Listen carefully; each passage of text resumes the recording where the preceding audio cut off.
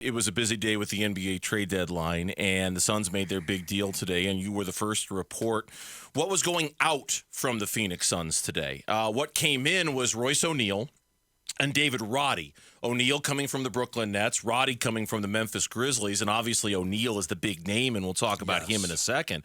We were all trying to figure out what exactly the deal looked like, and you were the first to report that it was, spare parts going out. Keita Bates-Diop, Utah Watanabe, Jordan Goodwin, Chimezie Metu.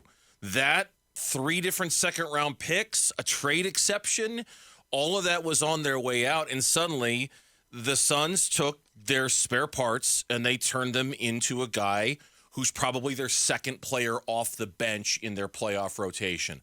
That's a pretty successful day. It's a huge win for the Suns. Huge win for Matt Ishbia and Josh Bartelstein and James Jones, Frank Vogel. Like, they added a player. Like, they added a rotation piece. And what we said yesterday was they were not going to trade for a player unless he was going to be in their top 9. And that was the case. Now, I will say this on the Miles Bridges stuff.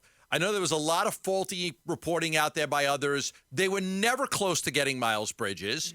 They had interest in him, but they never got to the point where they discussed names and picks and stuff like that. They had some interest. They actually hadn't talked to him in a while. So that was all. There was a lot of false reporting out there about Miles Bridges. We told you from the get-go they liked him, but it was very, very unlikely they were going to get him. Chances were extremely slim. They just never were. They focused on Royce O'Neal for about 2 weeks. For about 2 weeks, they were focused on Royce O'Neal. They were able to get a deal done. Was he their number one choice? No, I think they liked the Fontecchio kid from Utah a little bit better.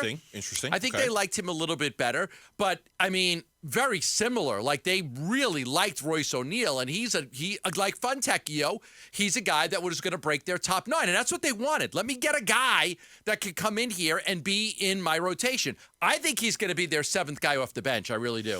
He certainly projects to that. And, I mentioned spare parts, and among those spare parts were basically 3 wing players that the Suns, if just one of them had worked out, just one, the Suns probably didn't need to make this deal today.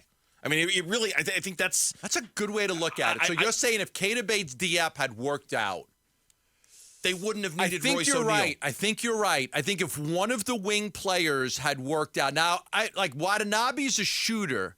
Bates-Diop was a guy that you thought could defend a lot. Mm-hmm.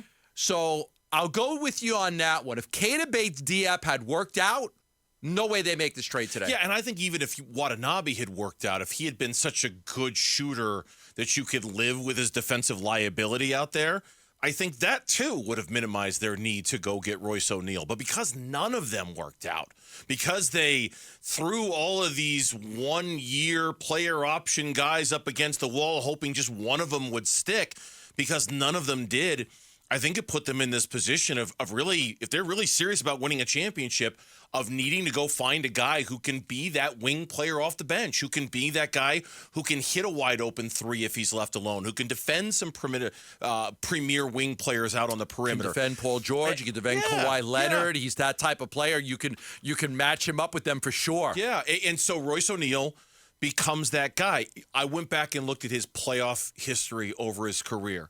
He is a guy who in the last 4 postseasons has routinely averaged 27 to 33 minutes per game.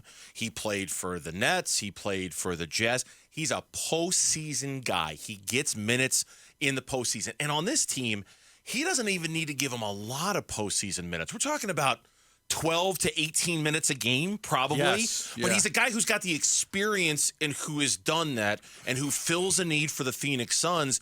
And they didn't really give up anything of these 4 players they gave. None of them were playing. None of them were giving him serious minutes. They were all bench guys who would come in at the end of a blowout game. Spare parts that you could easily get rid of, and nobody's going to miss them. Nobody's going to miss them. They weren't playing. 100%. Now, what is O'Neal? Is O'Neal a 32-minute guy like Nurkic and Grayson Allen in the playoffs? No, but he's probably in the Eric Gordon mold of, can I get 15 to 20 minutes a game in the playoffs? He's probably in that mold. Yeah, and the Miles Bridges thing, that was finalized this morning, and you had said that it was unlikely. And I know what you said, that it was unlikely the Suns were going to get him, but there was interest there. At some point this morning, mid-morning, around 9 o'clock or so, the news broke that he's informed the Charlotte Hornets, I'm going to veto any trade that comes along. Right. I'm not going. No. I want to stay. He back-to-back 40-point nights for the Charlotte Hornets, by the way. But I think even if he had wanted to be traded, it wasn't going to be to here. It wasn't going to be here. The Suns were never going to get him. They showed interest, but to your point, he had 2 really good games in a row, and now he wants to stay in Charlotte. All right, David Roddy, on the other hand, the other acquisition, a very unique player. He was a first-round draft pick a year ago. He's in the middle of his second season now with the Memphis Grizzlies. He's not tall. He's 6'4", 6'5". He's built like a football player. Built like a Mack truck. Thick. Plays and I don't know that much about him because he doesn't get a ton of minutes. He's really struggled to shoot this year, like a lot struggled to shoot.